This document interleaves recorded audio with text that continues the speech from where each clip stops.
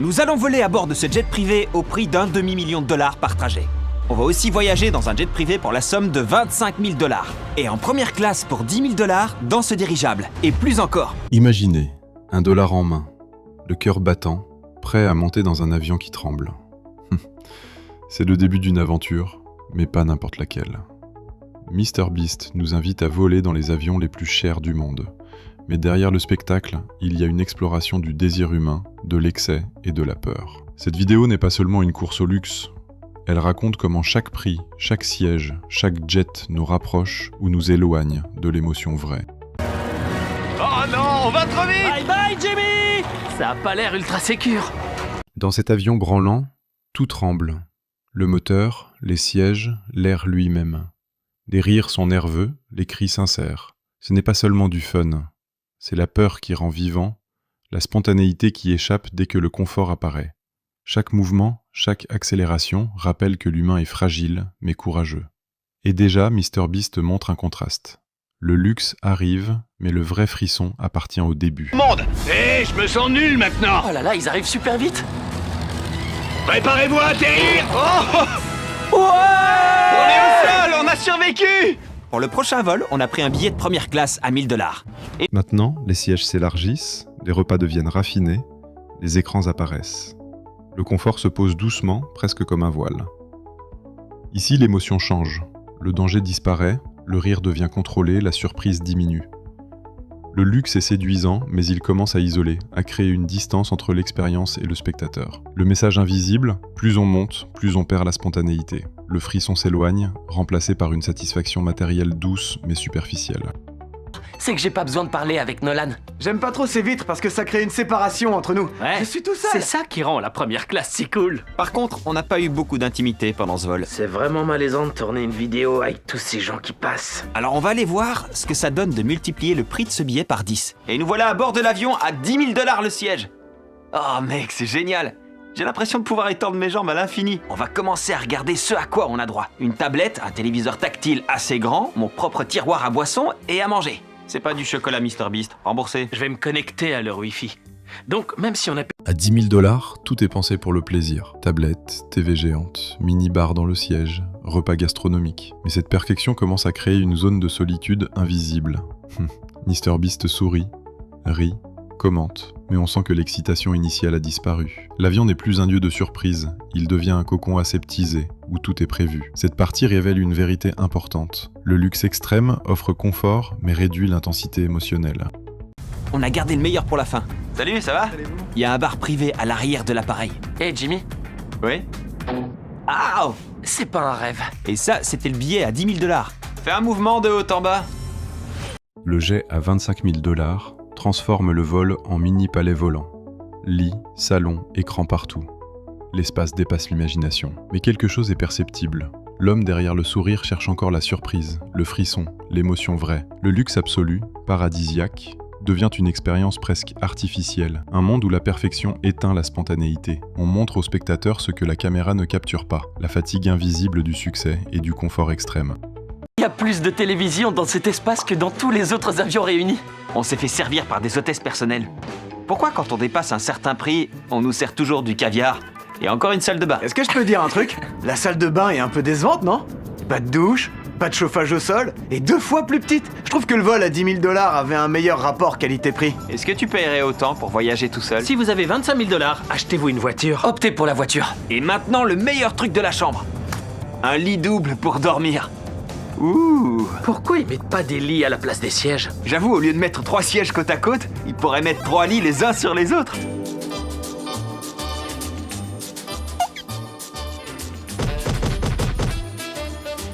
Bonjour. C'était une bonne nuit de sommeil. Carl, réveille-toi, on va atterrir. J'ai dormi comme une masse. On vient de voyager dans l'avion commercial le plus cher au monde.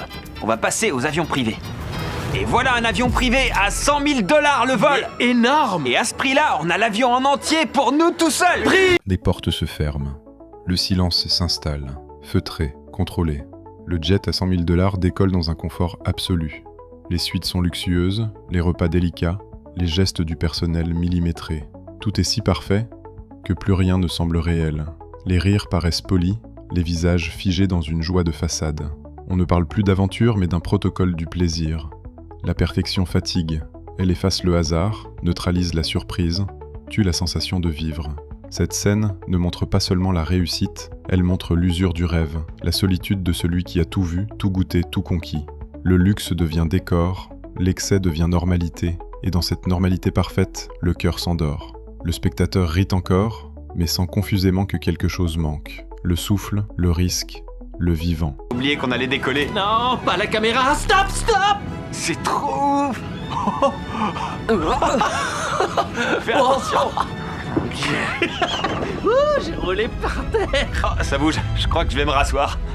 Je crois que c'est la plus belle salle de bain. Ça, c'est les toilettes. Et depuis le trône, vous pouvez regarder la télé. Hé Nolan, j'espère que t'es à l'aise dans la salle de bain. Pourquoi? Je comprends pas. Non. Non. Il va jamais sortir. Oh. Voilà des steaks, de la purée de pommes de terre et des légumes. Et comme vous êtes sympa, je vous ai apporté de la pizza. Ouais. C'est mon avion préféré parce qu'il y a YouTube. Mais on n'est pas en page d'accueil, donc c'est naze. On peut voir que c'est un lit pour les riches parce qu'il y a 500 oreillers. On va virer celui-là et aussi celui-là.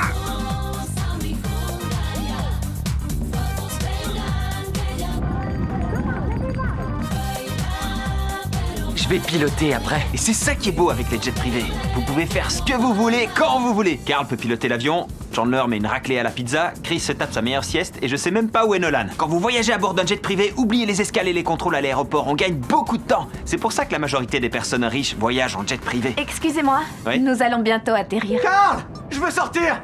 On va bientôt atterrir, il faut que tu me laisses sortir. Oh. Oh mon Dieu. C'est pas du tout un atterrissage en douceur. Attendez, Nolan est toujours dans la salle de bain?